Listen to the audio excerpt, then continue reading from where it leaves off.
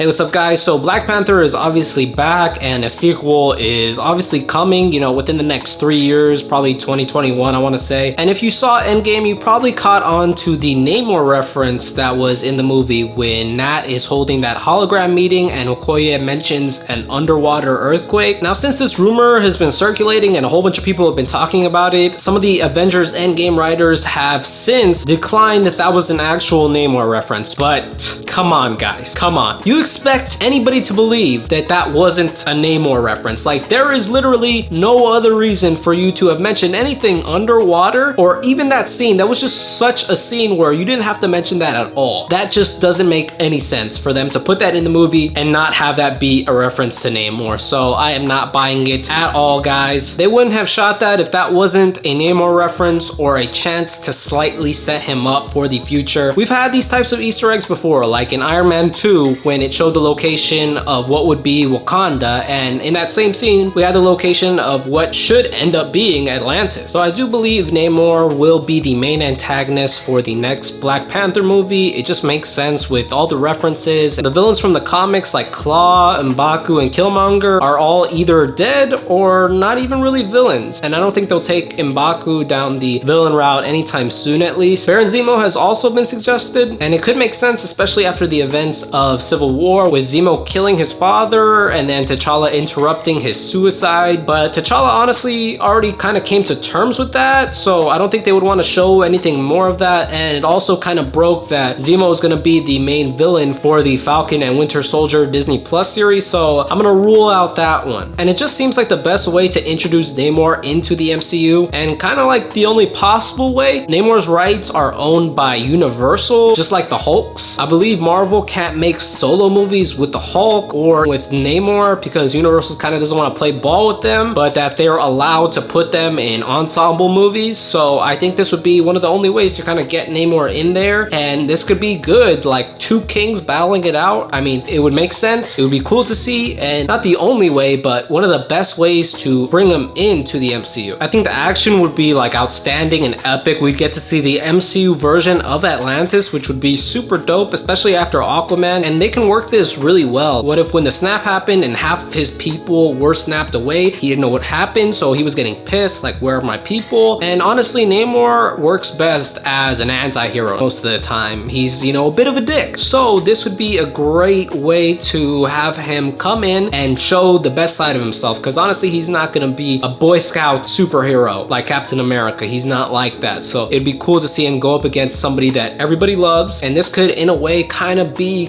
Civil War-ish, where you have two opposing sides that you can literally get behind each side. But Namor's a little bit crazy. Maybe he wants to nuke the surface world. Maybe he blames the surface world for his people's disappearance. I don't know what's gonna happen when, he sees that all of his people are back. I don't know if he'll chill out and what will cause the conflict in the second movie. Also, Namor is a mutant, so that could usher in more mutants popping up in the MCU. There's also a rumor either Charles Xavier is gonna pop up in Doctor Strange 2 or Black Panther 2, and this could very well be to recruit Namor, or maybe he's gonna be in and out of the movie because he wants to recruit Storm. Maybe Storm will even be in the movie. Storm is a part of the character of Black Panther as well. I mean, she was the wife of T'Challa. I don't necessarily think they would start that off that soon, especially, but maybe they could lay the groundwork for Storm or their relationship that they would have in the future. I think that'd be pretty cool, and I just want to see Storm. I want to see mutants, guys. That would be sick. I've been waiting. Dark Phoenix is done. Hope that movie wouldn't be as bad as it would be. I'm hearing that it's pretty terrible. If you enjoy the movie, that's good for you, but I want to see MCU X-Men. It's time for the real stuff, like right now. No crazy confusing timelines. I want to see the true X-Men. Apart from those two characters, I want to see T'Challa in a better suit, because honestly, the Civil War suit looks so much better than the purple energy suit from Black Panther, because it's more practical and the CGI used on that suit was just way better, and the purple is just so much CGI. Like the last fight of Black Panther looked like a PS2 cutscene, guys. It looked pretty horrible. So if they maybe gave him like that gold suit that maybe T'Chaka wore, hell, if they gave him a cape, if they gave him the cape, I would go nuts. I would be so down for the cape, guys. It would be sick. But also the whole conflict could be, they're fighting, these worlds colliding, and maybe with the multiverse being open like we know from Far From Home, maybe something's gonna happen where there could be an incursion event, and maybe that's why Charles Xavier is recruiting them. Maybe they have to work together to stop stop another planet colliding with their planet. Maybe something crazy is gonna happen, guys. I have a feeling that whatever's gonna happen, even within the next year of the MCU, it's just gonna change all of our perspectives on what is gonna actually happen in the MCU going on from now. Who knows? Maybe even Shuri will get her suit like in the comics. I think it's gonna be pretty crazy. Also, I really want to explore what happened to Wakanda in the inner workings of Wakanda through that 5 years without a king. Who was in control? Is that person gonna step up? Are we gonna know what actually happened during those 5 years? I mean, obviously, I would think that Wakanda's like defenses would be down, so maybe somebody's been sneaking vibranium in and out. Maybe some big bads have been stealing vibranium and selling it on the black market. I can totally see a player like Norman Osborn buying vibranium on the black market. So that's pretty much it, guys. Let me know what you think about Namor being the main antagonist for the Black Panther sequel, whether you want to see Namor or not. If you have any theories or speculations, then please let me know. Of course, if I got anything wrong or if I missed anything, let me know as well. That's pretty much it, guys. If you liked the video, leave me a thumbs up, comment down below, and if you want, subscribe. I always appreciate it. Thank you guys so much for watching, and I'll see you in the next one.